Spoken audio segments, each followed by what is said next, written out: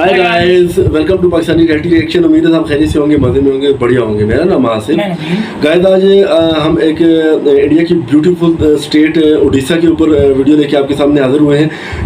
हर इसका जो स्टेट के अंदर हर जो सिटी है इसका हर एक से बढ़कर एक खूबसूरत बहुत है। प्यारी ये स्टेट है। इसमें बहुत ऐसी जगह हैं विजिटर्स के लिए, टूरिस्ट के लिए कि देखने के लायक हैं। वो इसकी जो जितनी भी मंदिर हैं और जो मदनियात का गाना है वहाँ से मिनरल्स मिलते हैं। बिल्कुल। तो बिना किसी देरी की वीडियो आप स्टार्ट करते हैं। चैनल पे न्यू है तो हमारा चैनल सब्सक्राइब करें, लाइक करें, कमेंट करें, शेयर करें हमारी वीडियोस को। तो बिना किसी देरी के हम अपनी वीडियो स्टार्ट करते हैं। काउंटडाउन करेंगे 3, 2, 1 स्टार्ट।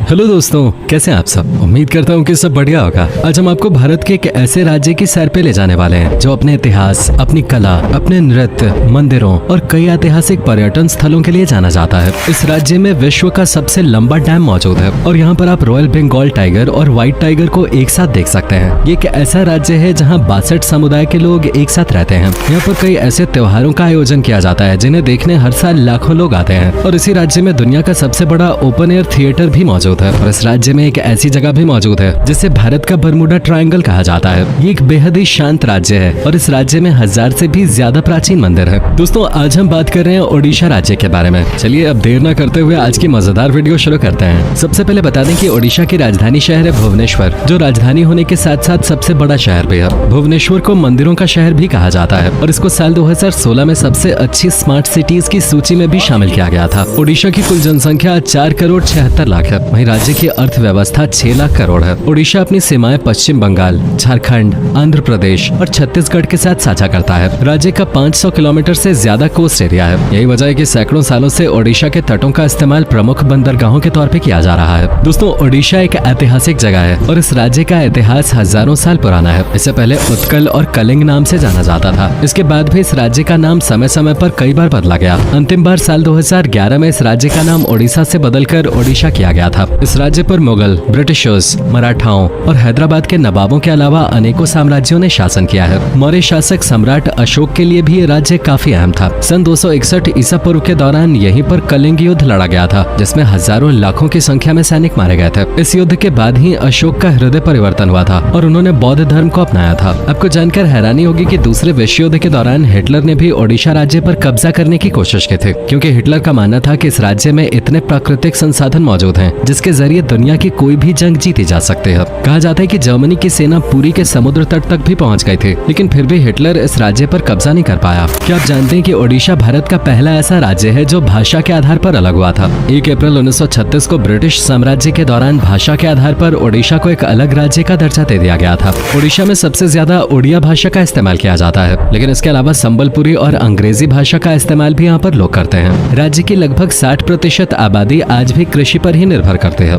नारियल, चावल, गन्ना, मूंगफली, दाल, जूट और हल्दी की खेती यहाँ मुख्य तौर पे की जाती है। बंगाल की तरह ही ओडिशा में भी मछली एक प्रमुख डिश है। 100 से ज्यादा प्रजातियों की मछलियाँ यहाँ पर खाई जाती हैं और इन मछलियों से कई लाजवाब पकवान भी तैयार किए जाते हैं, जिन्हें देखकर ही लोगों के मुंह में पानी आ जाता है। ओडिशा में अमारडा एयर स्ट्रिप नाम की एक जगह है जो दूसरे विश्व युद्ध के दौरान एक एयरपोर्ट की तरह इस्तेमाल की गई थी, लेकिन ये जगह बरमूडा ट्रायंगल की तरह ही रहस्यमय है, क्योंकि यहाँ पर आज तक कई विमान हादसे हो चुके हैं। इस जगह पर पहुँचते ही आसमान में 2 हवाई जहाज आपस में टकरा जाते थे और कई बार उड़ते हुए प्लेन का अचानक बैलेंस बिगड़ जाता था। साल 2018 में आखिरी बार यहाँ पर विमान हादसा देखने को मिला था। हालांकि पिछले 75 सालों से इस जगह का इस्तेमाल नहीं किया गया है और ये जगह पूरी तरह से वीरान पड़ी है। विमानों के अचानक क्रैश होने के कारण कुछ वैज्ञानिक ज्यादा यूरेनियम और रेडियो एक्टिव पदार्थ को मानते हैं, लेकिन इसका रहस्य आज भी खुलकर सामने नहीं आया है। दोस्तों, ओडिशा भारत का सबसे बड़ा स्टील उत्पादक राज्य है। हर साल 18 मिलियन मीट्रिक टन से ज्यादा स्टील का उत्पादन ओडिशा करता है। ओडिशा के राउरकेला में एक प्रमुख स्टील प्लांट भी लगा हुआ है और ओडिशा का कोरापुट बंदरगाह भारत का सबसे बड़ा बंदरगाह है। आपको बता दें कि ओडिशा राज्य में एक ऐसा पत्थर पाया गया था जो विश्व का सबसे पुराना पत्थर माना जाता है। मयूरभंज में पाया गया एक पत्थर लगभग 3 करोड़ साल पुराना है। वहीं हमारा प्लैनेट 4.5 करोड़ साल पुराना है। दोस्तों, ओडिशा विभिन्न संस्कृतियों वाला एक अनोखा राज्य है। यहाँ पर आपको कई हरे भरे जंगल, मंदिर, सुंदर झरने और शांत जगहें देखने को मिलेंगे। ओडिशा में 62 समुदाय के लोग रहते हैं। आर्ट और कल्चर के मामले में भी ये राज्य काफी संपन्न है। विश्व प्रसिद्ध सैंड आर्टिस्ट सुदर्शन पटनायक ओडिशा के ही रहने वाले हैं। इनके सैंड आर्ट को आपने अक्सर सोशल मीडिया पे वायरल होते हुए भी देखा होगा। सुदर्शन पटनायक का नाम Guinness book of world records में भी दर्ज है।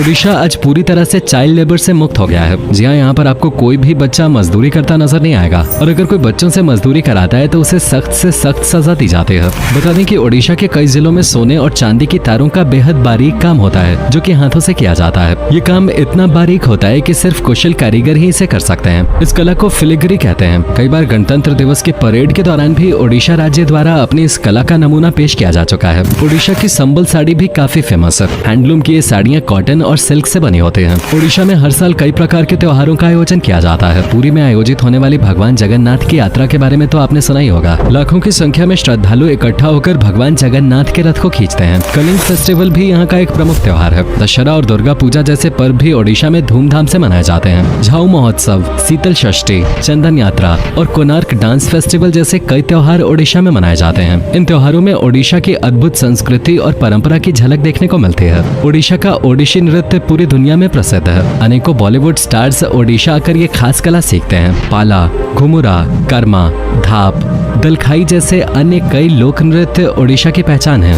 ओडिशा राज्य का खाना भी लाजवाब होता है। ओडिशा आकर अगर आपने यहाँ का स्ट्रीट फूड नहीं चखा तो आप काफी कुछ मिस कर सकते हैं। दही बड़ा, आलू दम और पहाल रसगुल्ला, छेने से बनी मिठाइयाँ और भेलपुरी तो ओडिशा में फेमस है ही, लेकिन ओडिशा की सबसे प्रमुख डिश का नाम दालमा है। इसके अलावा क्रैब, चिकन, मटन और मछलियों की भी कई डिशेज आपको यहाँ खाने को मिलेंगे। ओडिशा राज्य साफ सुथरा माना जाता है। खासतौर पर यहाँ के बड़े शहरों में आपको काफी साफ सफाई देखने को मिलेगी। देश को सैन्य रूप से मजबूत बनाने में भी ओडिशा का महत्वपूर्ण योगदान रहा है। फाइटर प्लेन तेजस एयरक्राफ्ट बनाने के दौरान ओडिशा के डॉक्टर कोटा हरि नारायण ने ही पूरी टीम को लीड किया था। ओडिशा के एपीजे अब्दुल कलाम आइलैंड पे अक्सर मिसाइल की टेस्टिंग की जाती है। भारत के शक्तिशाली मिसाइल्स जैसे आकाश, पृथ्वी, ब्रह्मोस और अग्नि जैसी कई मिसाइल्स का परीक्षण इसी आइलैंड पे किया गया है। दोस्तों, ओडिशा राज्य अपने मंदिरों के साथ साथ अपने नेशनल पार्क्स के लिए भी जाना जाता है। चलिए अब हम आपको ओडिशा में घूमने लायक प्रसिद्ध जगहों के बारे में बता देते हैं। ओडिशा के पुरी में स्थित भगवान जगन्नाथ का मंदिर पूरे राज्य का सबसे प्रसिद्ध दार्शनिक स्थल है। 4 धामों में से एक धाम यही मंदिर है। 12वीं शताब्दी के दौरान इस मंदिर का निर्माण कराया गया था। इसमें भगवान जगन्नाथ के साथ साथ बलभद्र और देवी सुभद्रा की आराधना भी की जाती है। यहाँ पर रोजाना 10,000 से ज्यादा लोग भोजन भी करते हैं। 200 चूल्हे और 400 रसोइये इस मंदिर के विशाल रसोई में काम करते हैं। पुरी का बीच भी सैलानियों के बीच काफी लोकप्रिय है। सर्फिंग के दीवानों के लिए ओडिशा जन्नत से कम नहीं है। यहाँ हर साल सर्फ फेस्टिवल का आयोजन होता है जिसमें देश विदेश से लोग अपनी अद्भुत प्रतिभा का प्रदर्शन करने आते हैं। ओडिशा के भुवनेश्वर शहर की स्थापना राजा शिशुपाल द्वारा की गई थी।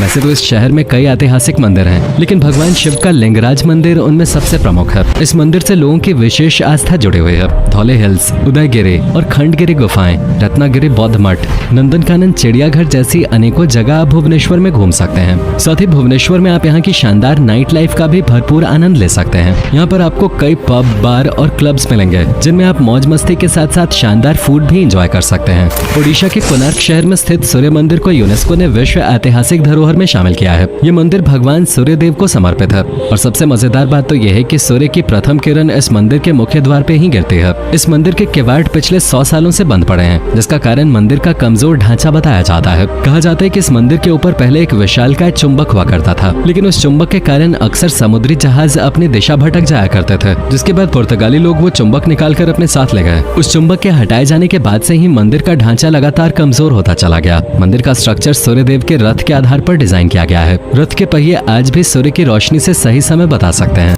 जयपुर ओडिशा की वो जगह है जो प्रकृति प्रेमियों के लिए जन्नत से कम नहीं है। यहाँ के हरे भरे जंगल, घाटियाँ, झरने हर किसी का मन मोह लेते हैं। कई प्रवासी पक्षी भी आपको यहाँ देखने को मिलेंगे। यहाँ दरिंगबाड़ी नाम का एक गाँव है जिसको ओडिशा का कश्मीर कहा जाता है। यहाँ 3000 फीट की ऊंचाई पर स्थित एक हिल स्टेशन है और ये ओडिशा की एकमात्र जगह है जहाँ सर्दियों में बर्फबारी होती है। ओडिशा के पंपोश इलाके के हनुमान वाटिका में 108 फीट ऊंची हनुमान जी की प्रतिमा लगी हुई है जो पूरे राज्य की सबसे बड़ी मूर्ति है। सिलमीपाल वाइल्ड लाइफ सैंक्चुअरी भी ओडिशा आने वाले पर्यटकों के बीच काफी लोकप्रिय है। कटक ओडिशा का दूसरा सबसे बड़ा शहर है और पुराने समय में ओडिशा की राजधानी हुआ करता था। इस शहर का इतिहास 1000 सालों से भी ज्यादा पुराना है। यहाँ पर आप Mahanadi barrage, Bhitarkanika wildlife sanctuary, Bhattarika temples जैसी जगहों पे घूमने के लिए जा सकते हैं। पारादीप बंदरगाह ओडिशा का एक प्रमुख प्रमुख बंदरगाह है। यहाँ के समुद्री तट पे सनसेट का नजारा देखना काफी अच्छा लगता है। ओडिशा में ही स्थित चिलिका लेक एशिया की सबसे बड़ी खारे पानी की झील है। यहाँ पर आप बोटिंग के साथ साथ 160 से ज्यादा प्रजातियों के पक्षी देख सकते हैं। ओडिशा का हीराकुंड डैम दुनिया का सबसे लंबा बांध है, जिसकी लंबाई 56 किलोमीटर है। हीराकुंड डैम 1956 में बनकर तैयार हो गया था। साथ ही बता दें कि ओडिशा के मध्य में सियालिया नाम का एक गाँव है, जहाँ लोग रात को भी अपने घरों के दरवाजे खुले रख के ही सोते हैं। ओडिशा की हुमा मंदिर संबलपुर शहर से 23 किलोमीटर की दूरी पर और महानदी नदी के बाएं किनारे पर स्थित है। हुमा मंदिर की खासियत ये है कि ये एक लीनिंग टेम्पल है। ये एक शिव मंदिर है जो कि संबलपुर के 5वें राजा बलियर सिंह के शासनकाल में बनाया गया था। ओडिशा में दुनिया का सबसे बड़ा ओपन एयर थिएटर है। इसमें धनु जात्रा या धनु यात्रा नाम का एक सालाना नाटक प्रदर्शित होता है, जो ओडिशा के बरगढ़ में मनाया जाता है। इस थिएटर में कृष्ण और कंस के युद्ध के दृश्य दिखाए जाते हैं। दोस्तों, ओडिशा घूमने के लिए आपको बहुत ज्यादा पैसों की जरूरत नहीं पड़ेगी। एक हफ्ते ओडिशा घूमने के लिए आपका 15 से 20 हजार प्रति व्यक्ति के हिसाब से खर्च होगा। यहाँ पर आपको होटल भी काफी सस्ते मिल जाएंगे। ट्रेन या फिर हवाई मार्ग के जरिए ओडिशा आना सबसे अच्छा साधन है। अगर आप वाकई में भारत के ऐतिहासिक मंदिर और समृद्ध इतिहास के बारे में जानना चाहते हैं तो एक बार ओडिशा की सैर अवश्य करें। तो दोस्तों, ये थी देवभूमि ओडिशा। उम्मीद करते हैं आपको हमारा ये एपिसोड पसंद आया होगा। आप में से अगर कोई है ओडिशा से तो हमें जरूर बताएं। हमें नीचे कमेंट करके जरूर बताएं कि आज के वीडियो में आपको ओडिशा की कौन सी बात सबसे ज्यादा जी। तो गाइस, उम्मीद है आपको वीडियो बहुत पसंद आई होगी। बहुत ही हम तो बहुत ही खो गए थे वीडियो खूबसूरत में, बिल्कुल। स्टेट और मतलब है कि बहुत सी चीज़ों का जो है वो मिलाप है यहाँ पे। आप देखें कि लैक्स और चश्मे झरने और उसके अलावा स्टील इंडस्ट्री है, कितनी चीज़ें हैं वहाँ पे। और घूमने वाले नेचर है वहाँ पे, जंगल है, पहाड़ है, बिल्कुल नेचर ब्यूटी है, हैरान नेचर कर ब्यूटी दिया है। है। और जो है वो हाँ। देखने के लायक है ये जगह ऐसी कि जो है टूरिस्ट मंदिर को, पुराने मंदिर हैं कि जहाँ पे इतनी उसकी पुरानी हिस्ट्री है, वहाँ से चले आ रहे हैं। टूरिस्ट बिल्कुल यहाँ पे आके इसी वजह से ना इनकी भी जीडीपी तो इंडिया का यही मेन है कि टूरिस्ट यहाँ पे आते हैं। वो जो डॉलर्स इनके आते हैं, इनसे इनकी मैशत स्ट्रांग होती है। बिल्कुल ऐसे तो ही। हर शहर और जो जो डैम है, डैम की बात करें तो हाँ, बिल्कुल कितना लंबा डैम है और कितने 56 किलोमीटर का। हाँ। क्या बात है, बिल्कुल उसने तो दंग कर दिया। सो गाइस, उम्मीद है आपको वीडियो पसंद आई होगी।